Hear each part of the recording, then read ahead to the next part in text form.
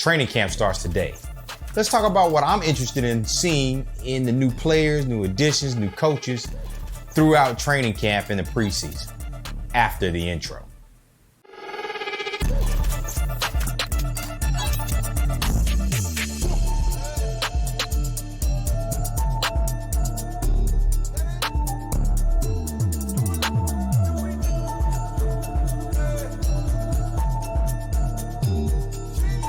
Hey, what's up? I'm Bonafide. This is Section 240, a channel dedicated to the Tennessee Titans from a fan's perspective. So, training camp starts today.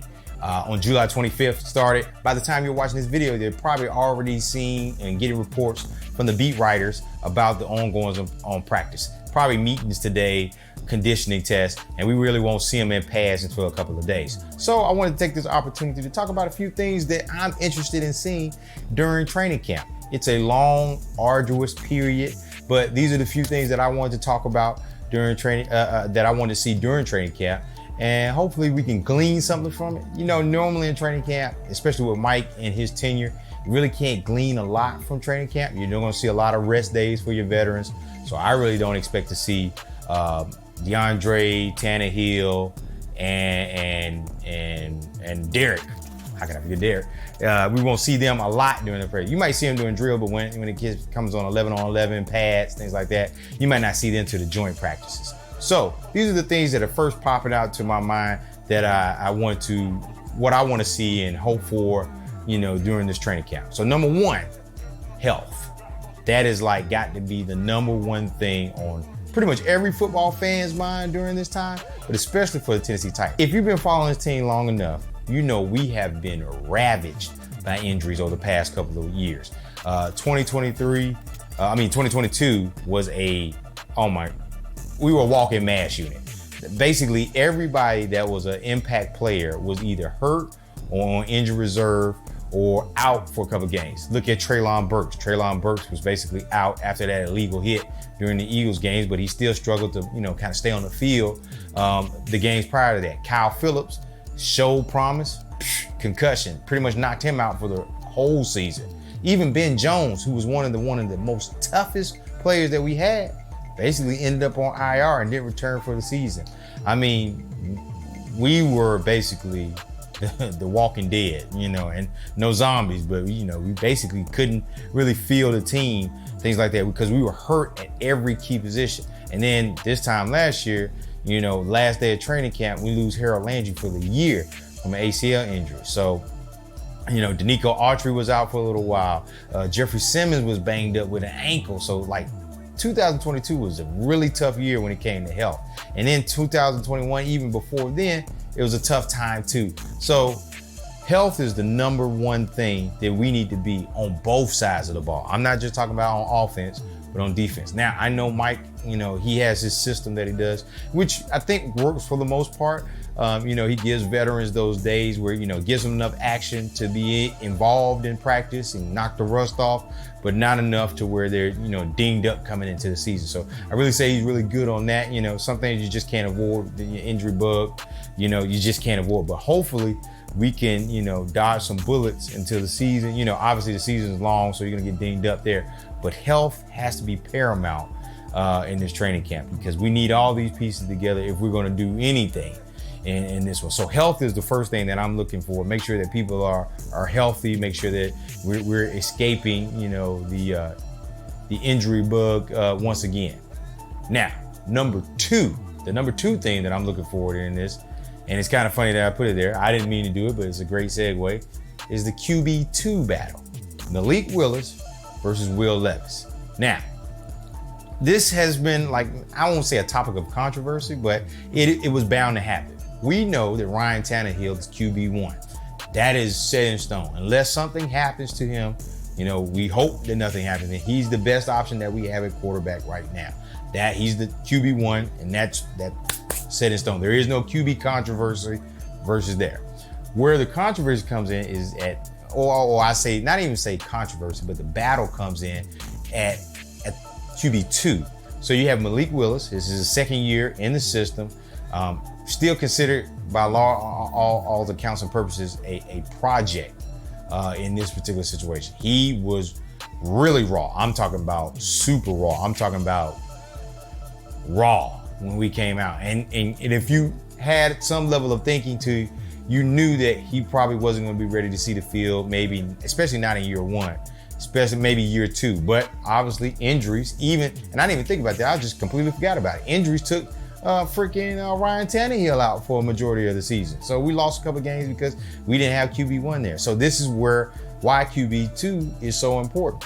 You know, he was thrust out there in his first season, and you know, I would say he showed flashes. It wasn't anything consistent, and that's why a lot of the, you know, popular Titans fans or Titans fans are kind of down on him, because it just doesn't look like he's ready for the big time, things like that. Now I'm still holding out hope because, you know, as a rookie, it's a lot of things. You're coming from college to the NFL. Everything works differently, so it takes time to catch up to the speed of the game. Some people get it faster than others do.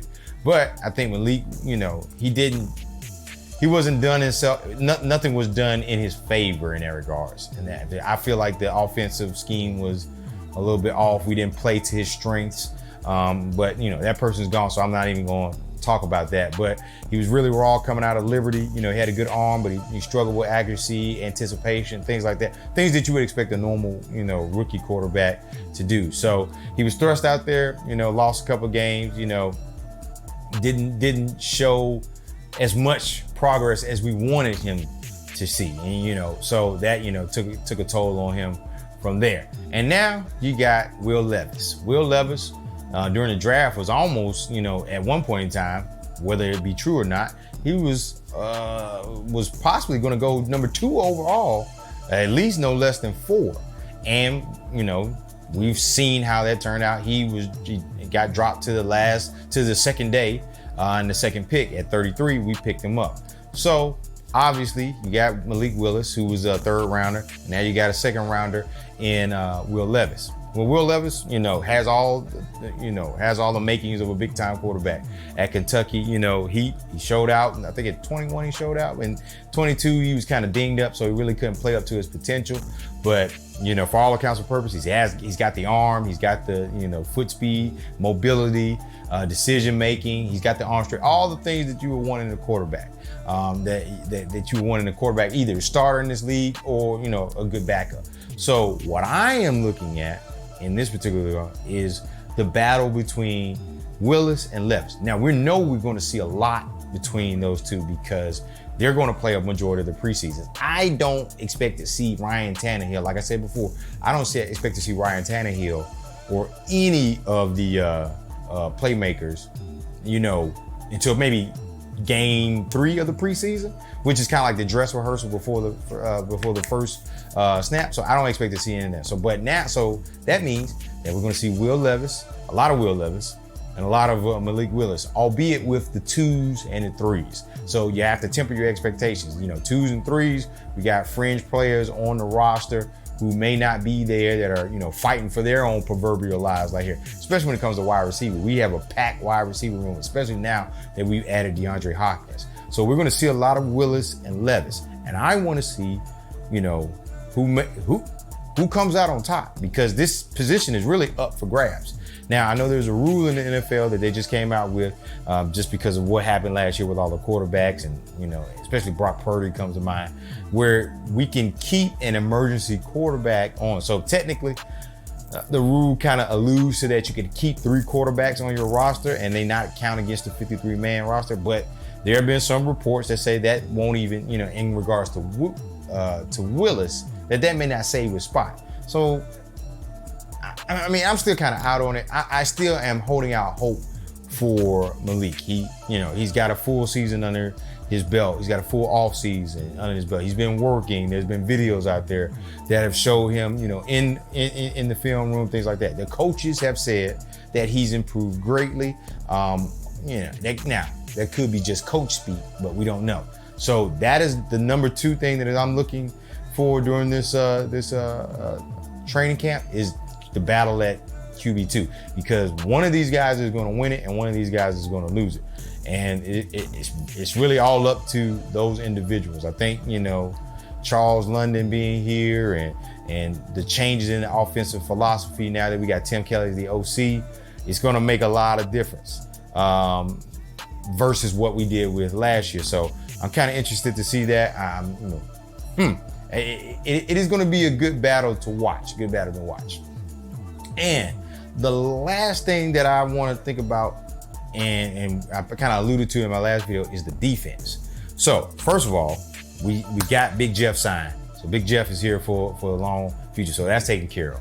Denico Autry is back and he's healthy. Denico flies under the radar. I'm telling you, man, that dude right there is the linchpin of the defense. Just the way he pairs so well with Jeffrey Simmons. I mean, I still can't believe we got him. He's been a productive muscle when healthy. And he was banged up too last year. So, you go back to my first point about being healthy is a key thing. He was banged up at the end of the year, came back, but just really never, we never got that pass rush that we were looking at. Harold Landry is back. Now, Harold Landry is back from the ACL injury. What was interesting is that he didn't show up he wasn't on the PUP list starting camp out. So that means he must be fully back. It's kind of hard to pull information about, injured players from Mike, but it seems like that he might be a full go from camp. Obviously they're going to start him off slow to get him back into the groove then since he's coming back from that injury. But yeah, that's definitely key because before the injury, Harold Landry was poised to have a breakout year. Now we got we got some new linebackers. We got Algier. I'm not even gonna butcher his name. I haven't said it enough. So I'm gonna just put it right here. But he got him. He's the linebacker for the 49ers. We picked up Sean Murphy-Bunting from Tampa Bay at cornerback. Looks like Christian Fulton's a little bit healthier this year. Looks like we're gonna get Molden back. Farley, the jury's still out on Farley. He was a first-round draft pick. I'm still kind of holding out hope that he's gonna be a contributor this year, but he he's going to start the training camp on the PUP list. So, but I'm excited about these things. And then I can't even forget the newest addition on the other side of Harold Landry, Arden Key. We picked him up from Jacksonville. Now, we got a few new coaches on the defensive side, and mainly Lori Locust. I think she's a defensive line coach on our team. I think we got her from Tampa Bay so she worked with Via Vea and Damakan Sue and a lot of their pass rushers down there. So now she's going to bring some of that knowledge to our side. But we picked up, and his name just slips in my mind, the defensive backs coach from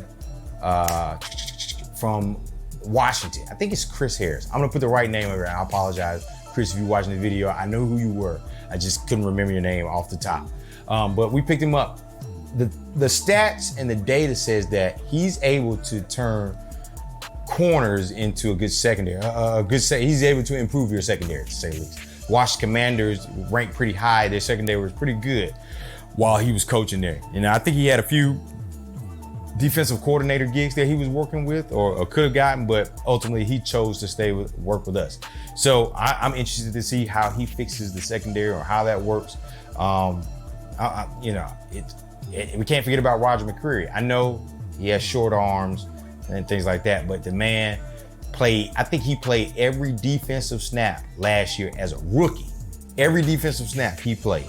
So, he's got durability, he's longevity. I think, if we can bring Christian back and then we can add Sean to the mix, maybe we can get him in his right spot, maybe in the nickel, things like that, instead of being on the outside.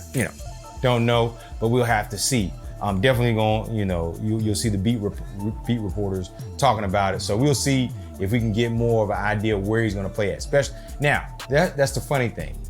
Defense plays a little bit more in the preseason than offense does. So, still may not see Simmons, Autry, Bayer, but you may see Fulton. And if Farley comes back and he's healthy enough to play in that first or second or the third game, you may see him too. I don't think we'll see in the new linebackers, but Chase Campbell is a linebacker that's coming back off an injury. We got Dr. Givens or Jack Gibbons. He's still here, I believe.